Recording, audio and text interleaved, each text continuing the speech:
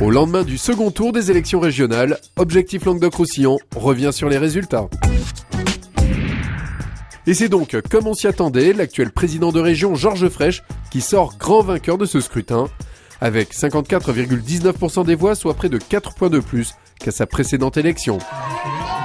Une belle réussite alors qu'il est le seul sur le plan national à remporter une région sans le soutien d'un grand parti.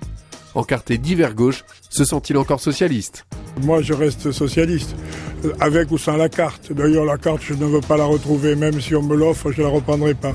J'ai fait 37 ans au Parti Socialiste, ça suffit. Mais je mourrai socialiste, parce que c'est pas une carte qui vous donne quelque chose.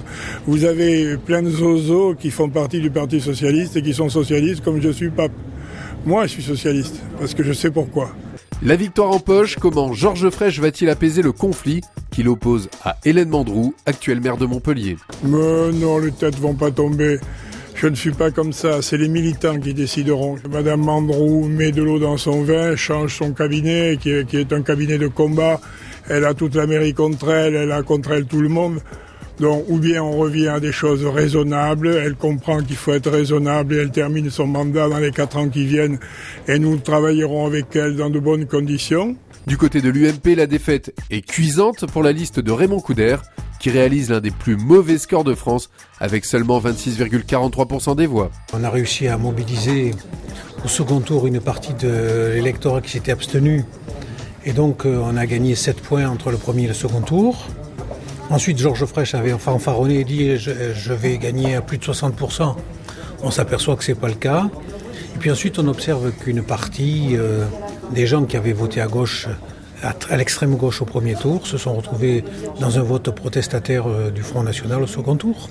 Le Front National réalise son meilleur score depuis les années 90 et enregistre une première. Ses résultats augmentent entre le premier et le second tour. Il passe de 12,67 à 19,38%. Je pense, même si je suis contente, que ce n'est qu'un début.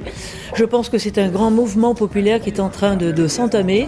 Je pense que nous avons eu un discours et un programme cohérent qui était justement, qui répondait aux attentes de nos compatriotes, qui correspondait à leurs inquiétudes, qui répondait finalement à leur quotidien qui devient de plus en plus difficile.